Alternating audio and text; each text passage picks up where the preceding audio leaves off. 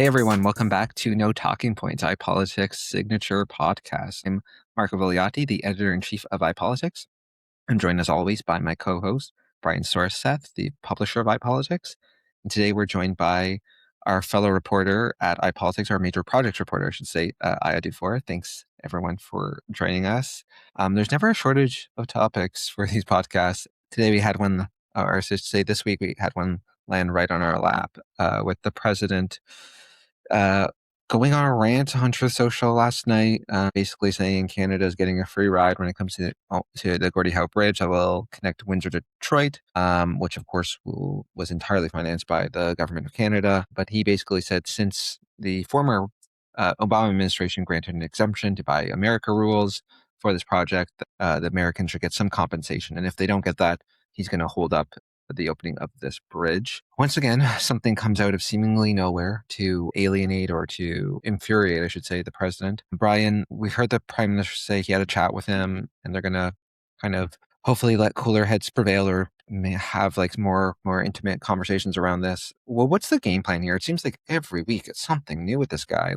What do we do here? Do we just have to like play whack-a-mole and keep knocking it down when the latest complaint comes forward? Well, I mean, first of all, I think the ridiculousness of this complaint on his Truth Social post was apparent to everybody in the beginning. When as soon as it was posted, I mean, the conversation about China taking away hockey from us is, a theme he continues to want to aspire towards. But the reality of it is, this bridge was built by the government, paid for by Canadians, but it wasn't just Canadian workers that worked on it. It was unions, as I understand, on both sides of the border that helped build this bridge. These are important transportation hubs through from one country to another. But this is about so much bigger, Marco. Like, it seems like it's always linked now to the restart of the CUSMA trade talks. And I don't know, I'm not in the president's shoes, but at the end of the day, it seems like this is just another leverage point he's going to use towards the trade talks moving forward. Good news is it sounds like the trade talks are moving forward. It is maybe what you could piecemeal out of that, but at the end of the day, it is what it is. And Prime Minister Carney is going to have to continue to address these issues because it is from the head of our largest trading partner. Brian, the eternal optimist. I love that. To Brian's point, it looks like this is going to be rolled into all our many trade grievances. From what I understood, the bridge was supposed to open like this spring. I guess, are we really going to once again be in this holding pattern until the CUSMA renegotiations start and we start getting some progress in negotiations or at least some clarity about how things are going? Yeah, I mean, when I was reading the rambling post on Truth Social, I just wondered, how does one even go about to forbidding access to a bridge that's not yours? Just how that would play out, how you would have to enforce that policy is confusing. And then paying attention to how different ministers were answering questions about that this morning, I could tell everybody's not too sure how serious of a threat this is. I did like Minister Jolie's response. She just said, we've been able as a government to deal with different changes of thought coming out of the Trump administration. And so she's confident they'll be able to work this one through. But anyway, I get the sense that perhaps at this point in time, it's not as serious of a threat as other threats that we've heard coming out of Washington.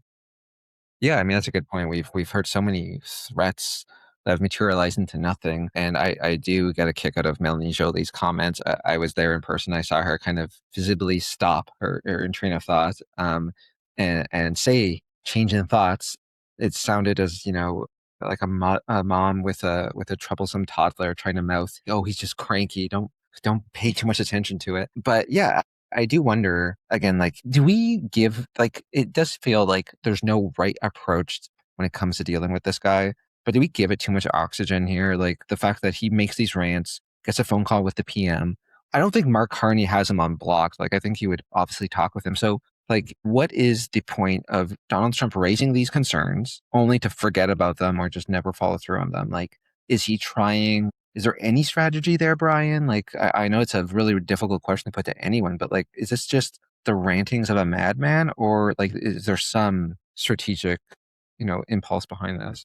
I mean, you've got to be careful with it, right? Because I mean, these two, it appears, are text, as a lot of world leaders do. But so you're dealing with this kind of rant over here. You're going to text or have a phone call that's recorded in response, and you're not sure if that's going to get leaked. So you got to be really delicate with how you approach this, right? One of the things I did notice, though, Marco, is there has been a change in tone from the government, from the prime minister, from the cabinet ministers. When this first started to happen, it was very serious. Every one of these was taken very deliberately, very cautious responses. Like, they're starting to be, from my perspective, more aggressive and in their response to the president on these things. Do you see that? Do you feel that when you're in the press conferences? Do you think it's on purpose? Aya, what do you think about that? Do you think there's a shift in tone? A little bit. With, Carney saying last week, I'm not going to comment on every little thing when he was called a governor. I think, to Brian's point, it does show that maybe the strategy now is not to address everything with the same degree of seriousness. But that being said, I think it's a fine line to walk with Trump, because if you don't take him seriously, I bet Nicolas Maduro wishes he had taken some things more seriously. I'll just say that. That's a good point. The minute I think we start getting attacks on our ships or our vessels, I think you're right. Mark Carney better duck and cover and get out of Ottawa. Yeah, to Brian's point, I think the tone is different. I think there is a visible exhaustion. I don't know if it's a more aggressive response, but I do think there is this sense that this is a government that is trying to shift the conversation away from Donald Trump to how do we handle or how are we preparing for those disruptions. And, for me, I think cynical is not the right term, but I do think it's a bit interesting that this was their whole issue that they ran on in the April election. And now it's suddenly something of, oh, you guys are still talking about that? It does feel a bit like when, kind of Doug Ford, where, he wants to talk about an issue until he doesn't, until it's not politically advantageous, where it's, you've signed up for this roller coaster because you put so much stock into you being the best suited to deal with Donald Trump. And I think that was why, they'd much rather talk about Davos, much rather talk about even that controversial China deal, where it was, look, we can't deal with this guy. He is unpredictable. We're going to, fingers crossed, have the, hopes for CUSMA getting settled, but we got to start doing things differently. So I don't think it's an aggressive tone. I don't think it's a sense of, oh, we're going to tell the president to take a hike. I think it's more so, we're exhausted. We will never get a victory from these CUSMA negotiations, even if we get a deal. So we don't want to talk about it. We would much rather talk about other things. But how can you ignore when someone's saying, hey, that big bridge you guys just built, we're going to block access? So I don't see it as an aggressive, a change in approach in terms of aggression. I just think it's pure exhaustion at this point. But one thing I did want to kind of dovetail on or pick up on is we heard a lot of talk when the PM was in China about finding, obviously, new partners for Canada. But one thing that they kind of hinted at was, oh, don't worry, we will find new automakers to take the place of those American ones who are fleeing to go back down south because of those tariffs. Brian, we still haven't seen anything. Barbara was just updating me that the Premier Doug Ford was talking about it earlier today. He hasn't heard of anything. But where do we land here? Are those auto plants or any new manufacturing opportunities ever going to come home? Or is this just the magical thing that are going to continue to dangle over us every time someone says, what are you going to do about these tariffs? It's a good question. Well, first, as much as we'd like it to be a 1 hour television show and you get to wrap up kind of on a nice note every week, some of these things are going to take months, if not years, to figure out. It's about putting the right conditions in place in a lot of cases to attract some of this investment.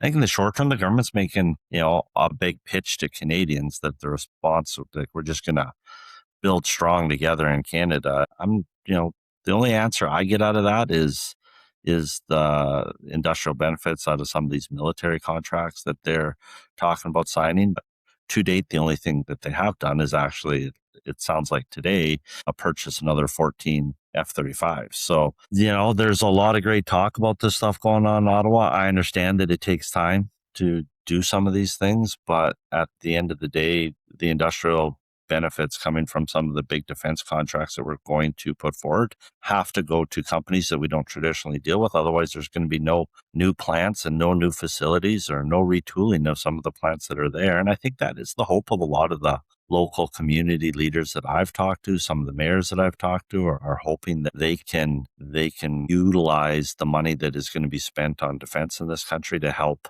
to replace some of those jobs. And in the meantime, continue to try to find a path forward on the auto side. At the end of the day, the thing that we really have to be cautious of is everybody puts this on, and certainly Donald Trump has a different special way to demonstrate his negotiations and some of the things that he's doing. But let's play the game and say in 2 years, 3 years from now, there's a new president of the United States and he's a Democrat. Is he really going to say we don't want as many auto jobs in Michigan and we're going to extend those benefits back? Vancouver's getting hurt hard from the tech sector, moving its head offices and in some cases not moving offices up to Vancouver that they're supposed to go. Is a new president really going to say, you know what, we want those jobs in Canada? So they may have a nicer way to say it, but I do believe that American trade policy has changed permanently and we need to adjust to that as a country. You said the controversial China deal. It was a small deal that really took us back to where we were years ago with China. And quite frankly, I don't know where else India's a bit of a struggle right now. It's the number 3 economy in the world. China's number 2, US number 1. We need to look at some of these places. Nothing's going to fully replace the United States for us, but we have to start developing and selling our goods and services to other places. Yeah, I was going to say, Brian makes a good point, but, do we really think the Americans are suddenly going to reverse course when you have a different president? So, are we going to have to start getting comfortable with doing business with the Chinese? Every time there's an announcement like there was with the Jimmy Lai ruling, it's always this reaction where, can we really do business with these guys? To Brian's point, are we just going to have to start getting comfortable with some strange bedfellows right now? Well, I believe so. I mean, the Trump administration is going to be in place till 2028? And I think by that time, the window to prop up the auto sector in Canada would have closed. I think so. I mean, how are you going to keep those investments viable and these plants operating in these conditions for 3 more years? This is a very tall order. Meanwhile, a strategy to diversify, implies that we're going to have strange bedfellows. It's the only way to do it. Brian says these are some of the strongest economies in the world. So I do think we'll always have this conversation in Parliament. We saw it with the Bloc Québécois raising concerns about human rights and forced labor in China. But I don't think that factors in too strongly with the overall position and strategy to engage, because we can always say we're doing it with our eyes wide open, but still we're going to import 50,000 Chinese EVs with our eyes open. I love that every time. Usually our eyes are wide open. I don't know when we blinked. I don't know if we ever close our eyes, but good to know that they are firmly open. I guess also to Brian's point, the PM is heading to Munich for the security conference later this week. I honestly do not understand why the Conservatives, and this is a total aside, have not taken to start calling Mark Carney Mr. Worldwide, because I think it's a great insult, the fact that this guy is never in Ottawa. And maybe that's too Trumpian. It may not work. But I got to ask, though, we had that China deal, but it was more to Brian's point about kind of resetting the equation, right? It was, let's go back to where we were a few years ago before we started, had our latest trade dispute. Is there any pressure when he goes to something like the security conference in Munich, some of these more international travels? Is the pressure ever going to be okay, you've been crisscrossing the globe for about a year now. Where are the jobs? Is it ever going to manifest in that way that he's going to have to actually come back with actual deal that's going to actually bring some manufacturing jobs, for example, back to this country? Well, it's just not how it works, though, right, Marco? First of all, I agree. I agree with you on this. I think people are seeing him travel the world and are actually encouraged by the work that he's done for the most part. But we're being fair to the government. You don't announce a trade deal and next week you get 50,000 people hired in Ingersoll. These things take time. They take time to work out and play out. And at the end of the day, my concern is domestically, Prime Minister Carney got elected with a promise to build like we've never built before, to move government at speeds that you've never moved government before. And so far, what we've achieved in almost a year is new bureaucracies. Now, I'm expecting and hopeful that we'll see something this spring start to drive out of these things. But you talk to people that got major project designations, and it's so far the benefit is they have less bureaucrats to talk to and they want to do something, but still nothing's moving. right? And the fact of the matter is the government of Canada is going to have to come to the table and support some of these projects that they're talking about. They're going to have to, whether it's through BDC or EDC, they're going to have to step up and put some tax dollars behind it so that investors know that the government's serious about it. Just saying, yeah, we're going to, in some cases, it's not even necessarily certain, and not to step on the experts' toes here, Aya, but like if you're a project that's already had everything kind of approved, and now you're put into a timeline that says we're going to get everything approved in 2 years, it's not necessarily clear that the bureaucrats are taking you from where you are or saying, oh, well, we got 2 years to do this. So, I think the real question is less about his international travel. I'm sure he will deliver more deals and more money and investment coming to Canada. That's going to take a while to play out and filter down. But at the end of the day, what are we doing here at home? How quickly are we building here at home? And are you meeting the demands and needs of the Canadian economy? And that's where and what he will be judged on when and if an election comes, hopefully in 3 years from now. Yeah, no, that's a great point. But you're right. Aya is the resident expert here in terms of dealing with major projects. At least I'm right about something, Michael. Every once in a while. But I'm just curious though, Aya, you did an excellent story for us about how one of the benefits from major project designation is making these projects more attractive to investors, kind of signaling that, the government is, whether true or not, is kind of on our side and going to push this thing through completion.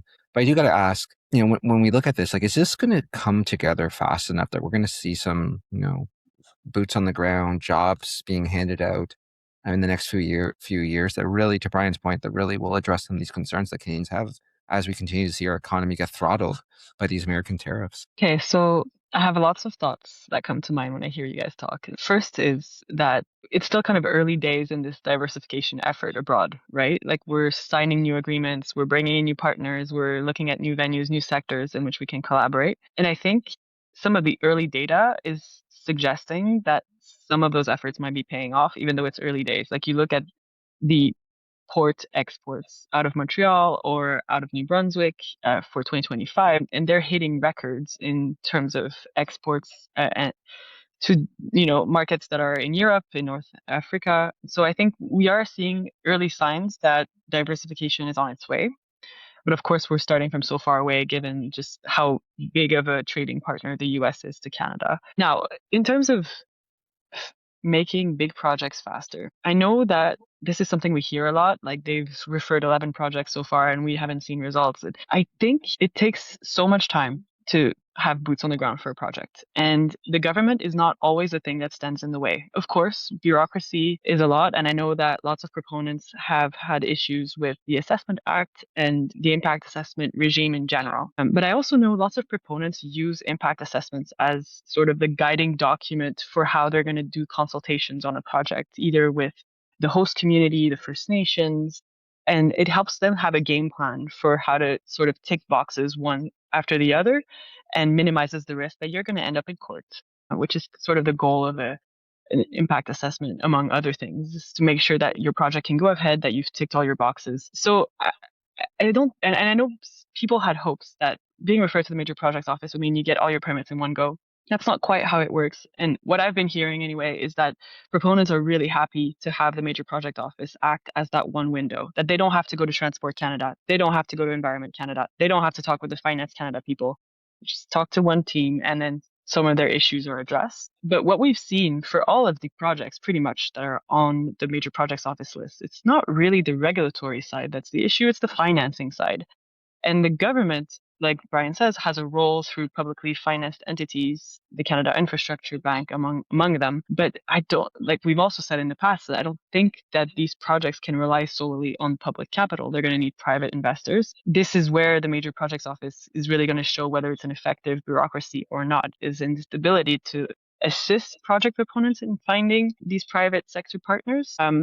And I think we've seen some signs, not necessarily directly related to the Major Projects Office, but for example, foreign mining project in Saskatchewan that recently got bought by a bigger fellow Canadian miner. Major Project Office was not directly involved, but let me tell you, from the analysts and investor tours that happened at that mine, boy, were they proud that they were referred to the Major Project Office. And I bet you on calls with potential investors, that's one of the first things that they mention about the project. So it's kind of hard to say, is the Major Project Office working? Well, in this particular case, they weren't in the negotiating room when the deal was signed, but did their endorsement, did their involvement in the project help attract investors? I think that's one of these questions that we have to look at and see if it's something that we see with other projects as well. Yeah, I mean, that's a terrific point. I do though wonder in terms of, what the patience is for people in this country, though. Those projects were touted as, nation building or whatever the exact,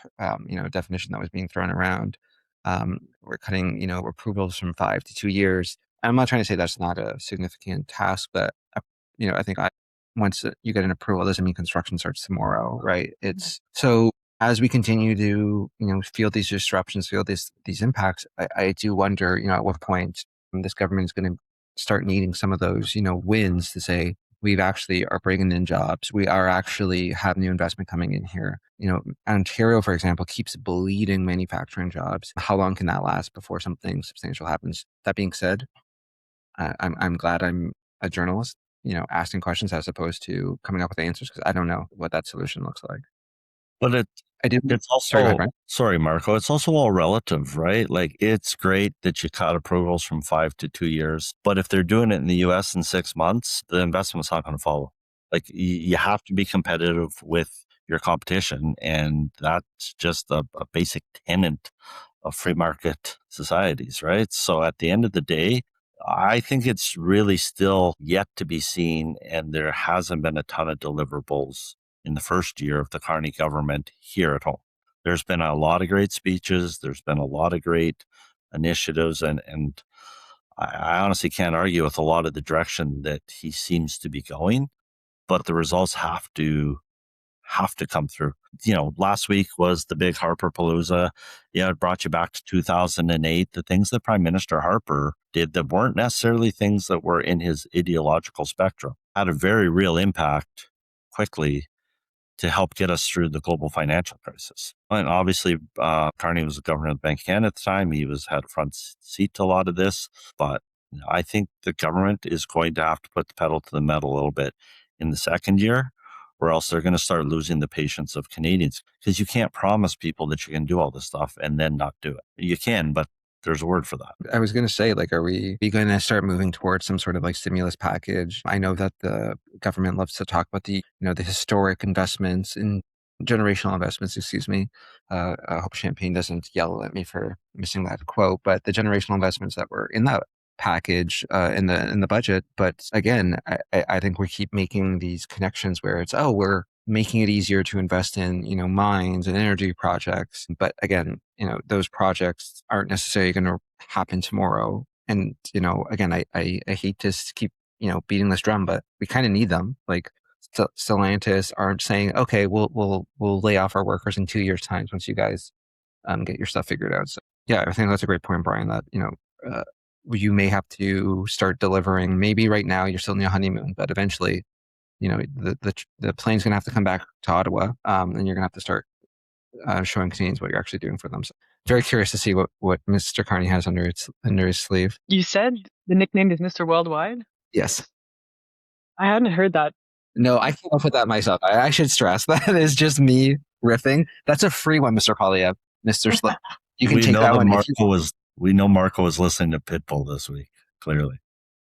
Like Mr. every week. Worldwide! Yes, I am known in circles as Mr. 613, but do not fact check that one. But yeah, I mean, we'll bring things domestically. When Mark Carney isn't traveling, he is poaching Conservative MPs to join the Liberals, and also poaching Ontario MPPs to join his team. Brian, Aya and I were talking about this beforehand, so I'm curious about your thoughts. Considering we've heard this latest wave of election speculation, it never really dies down fully, but the fact that we have 2 by-elections for sure coming up, they quickly filled those vacancies in terms of having Liberal candidates set up. Does that mean anything? Should we read into this that Mark Carney is not keen to have a spring election and is looking to call those by-elections quickly to get his team back at full strength? No, I actually think the opposite. I think, first of all, I may be delusional here, but I think Mark Carney would love to see a spring election. I think the government of Canada is doing everything it can to set up a window so they have an option to go to a spring election. I think the by-elections are just a precursor. It's like a litmus test you throw out there. Prime Minister Harper did it before he went to the polls a couple of times. A pretty good litmus test. Now, these are very safe Liberal seats. So, at the end of the day, whether Bill Blair's seat ends up having a 5-month campaign and then an extra month because you're in an election, or a 3-month campaign plus an extra month, it's not going to affect these seats at all because they're very safe Liberal seats that they would be expected to win.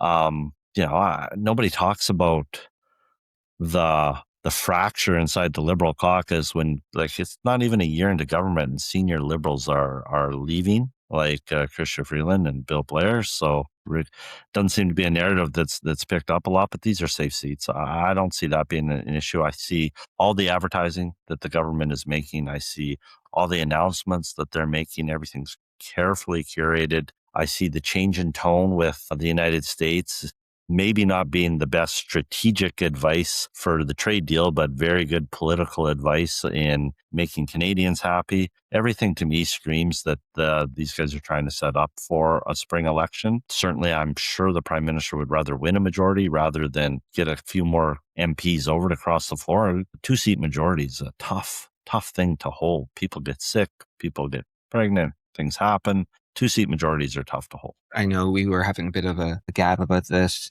I guess there's that story in the Globe that it seems like Mark Carney and Doug Ford were talking about it, although it did seem like it was more like Doug Ford being like, elections are awesome, you should call one. Should we read into anything on this one? Like, I was going to joke that we were having was, it's one thing to say when you're in Ontario to say, yeah, an election, that's pretty easy. Mostly you're just in the GTA, but Canada's a pretty big country and it's not, the weather is pretty all over the place this time of the year. So I don't know. What do you think of this? Do you think we're heading to a spring election? Well, I remember thinking when I was reading that Globe story that this is a very intentional leak, right? These Liberal sources wanted that story there, either to test the waters or maybe as leverage as they talk with Conservatives about how to better cooperate in Parliament, because that's a easy sort of thing to go to. Oh yeah, you don't want to cooperate? Well, then we'll go into a spring election. And I think based on recent polling, Conservatives wouldn't want to go in an election either. Like, it's in their interests to collaborate and avoid that. And I can't remember, it was a Conservative MP who was making comments to the CBC. I believe it was Michelle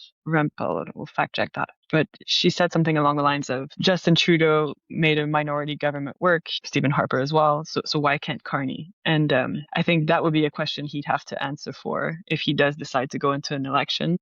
Obviously, I think no one has any appetite for that, but I don't know that voters would punish him at the polls for launching an election. Of course, Doug Ford would say this is a great idea. It worked out so well for him.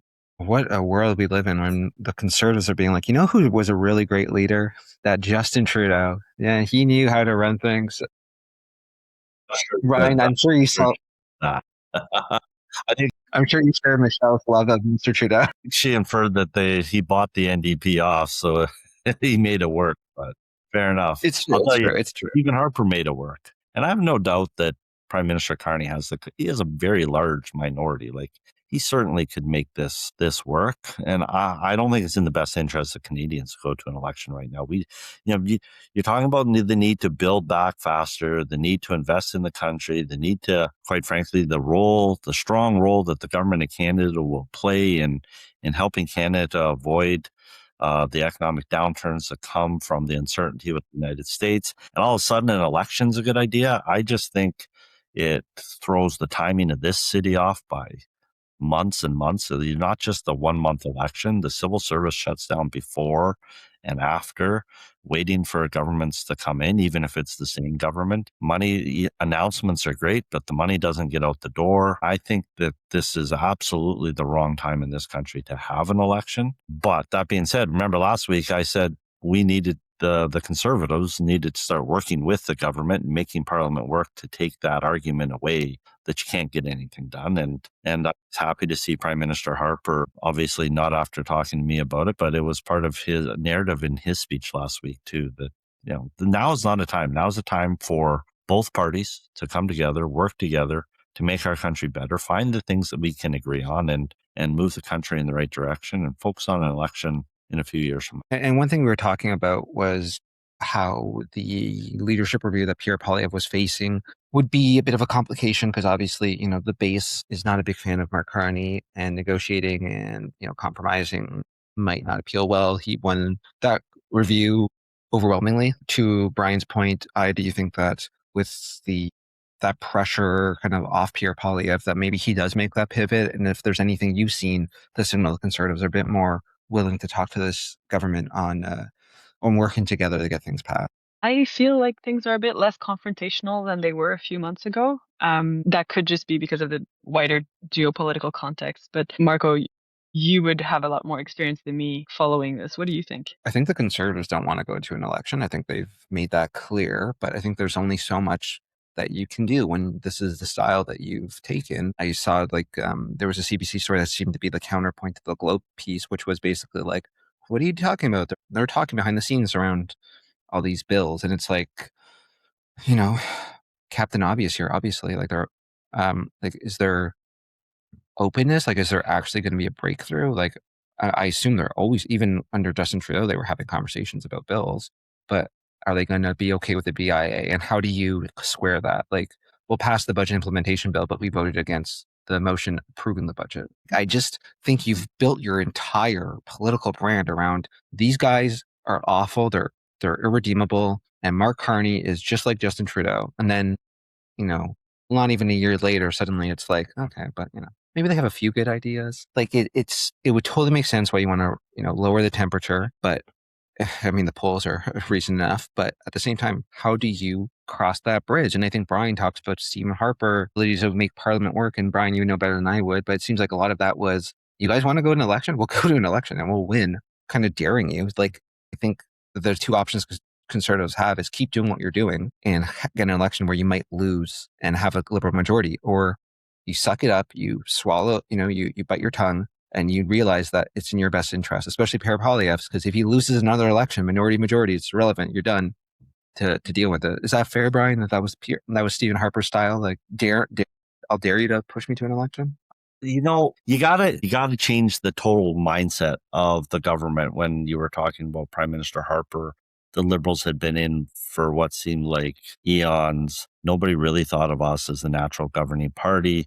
So I really feel like Prime Minister Harper was never really, even when our polling numbers were good, he wasn't looking to pull the trigger just to get that 10 extra seats, because, you really weren't certain necessarily where those seats were always going to come from.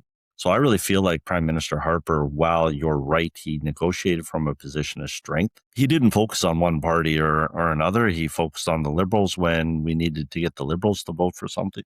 We had the NDP vote for us on things to survive. We had the Bloc vote for us on things to survive. But it was always moving his vision for the country in a very gradual approach forward. And that was priority one. The only time I would say Prime Minister kind of engineered he just called it, but engineered the election in 2008 was because he saw the global financial crisis coming. And I think he felt very strongly that we needed to reestablish and try to get a majority government because there was going to be some tough medicine that was done by the government throughout those times and very uncertain times. So, and that didn't really, we didn't come out of that with a majority. We were kind of attacked for going to an unnecessary election. So at the end of the day, I think Prime Minister Harper did an excellent job in always having a laser focus on where he wanted to go. And then through parts of legislation, cornering different oppositions all the time to vote for us on things to move through.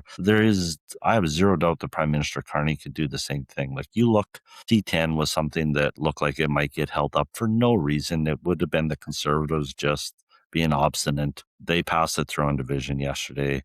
There's bills at Justice Committee that are starting to move again. Like, this is what Canadians expect is Parliament to actually work. But it's incumbent on all sides to do that. It's incumbent on the government to then go and find a piece of legislation that you've already got waiting for committee to actually something you think everybody's going to, that you're going to be able to pass through one way or another, right?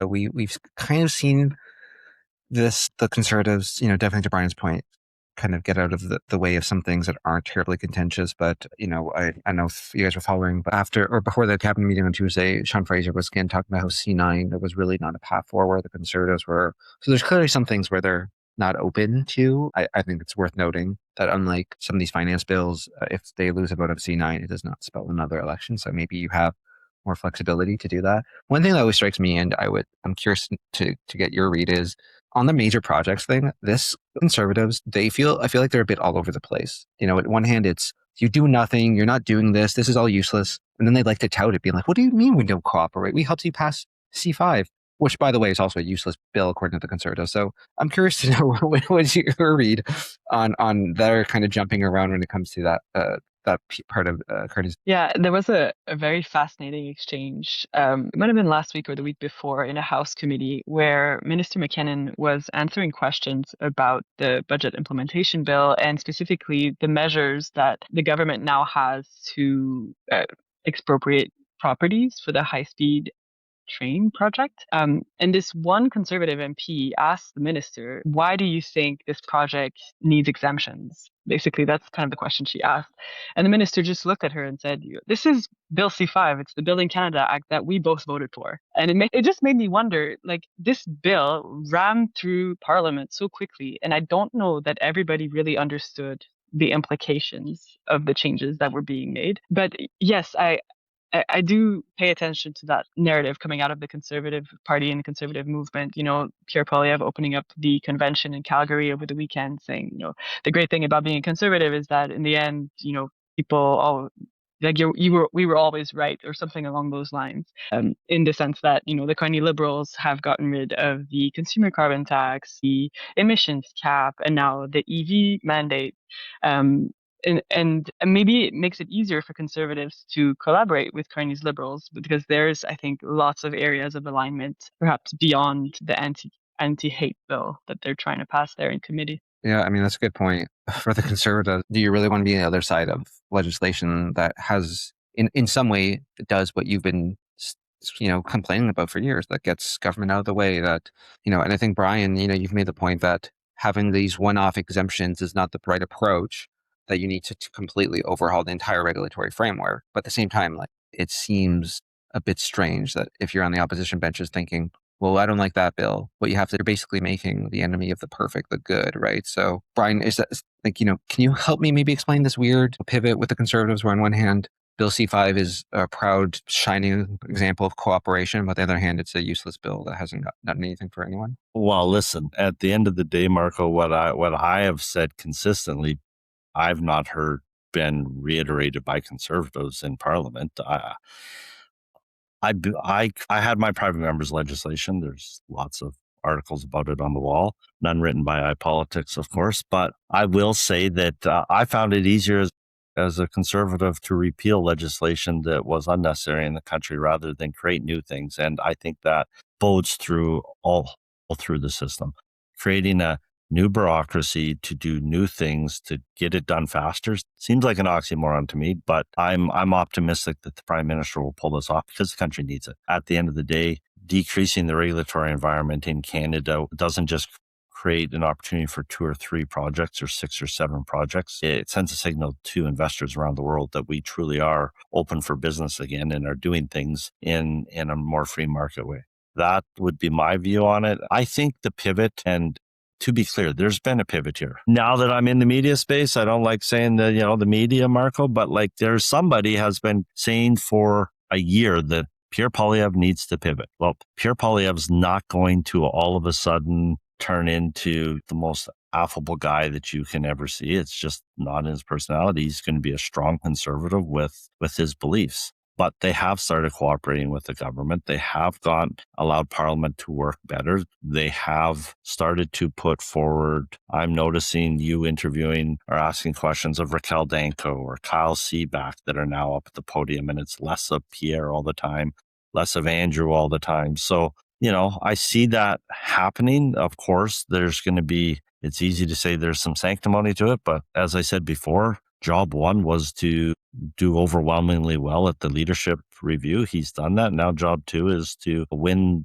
the next election. And I think if you're a conservative, you got to be sitting there saying the next 6 months ain't a great time to go forward. Now they've seen this before. Remember, Prime Minister Trudeau was high in the polls coming out of COVID. And arguably some political insiders would say waited too long, and his numbers kind of dropped down and actually might have cost them a majority government.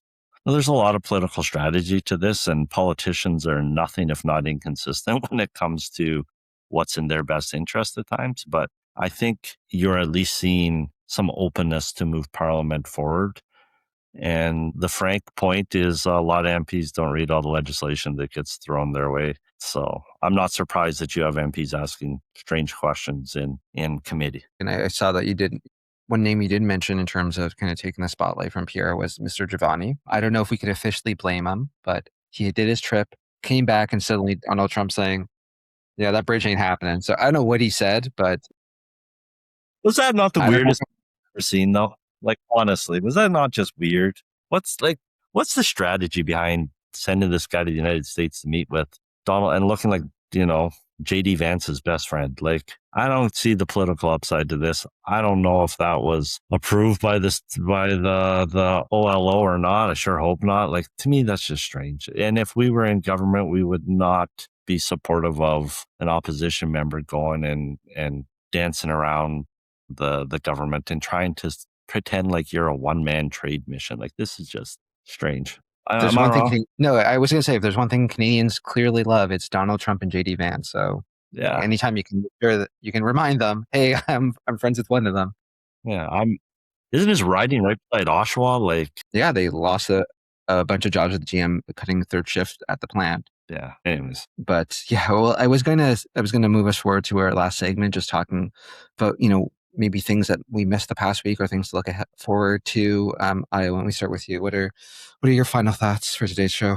So we had news last week that one of the major projects that was referred in the second group there, Northcliffe Resources Sisson Mine in New Brunswick, that they are going to move ahead with pre-construction programs. And that is a project that has been stalled for a decade at least, if not more, because they can't get the price at a level where the project will be viable because China dumping in the market. So this announcement that they're moving ahead with pre-construction programs, it signals some kind of optimism that we're going to move towards a price floor mechanism in North America, because I don't know that you'd be investing the dollars for pre-construction work if you weren't confident that there was some kind of path ahead for the project. So I will be paying attention to that because a price floor will have large implications, and it's kind of a public subsidy in a way.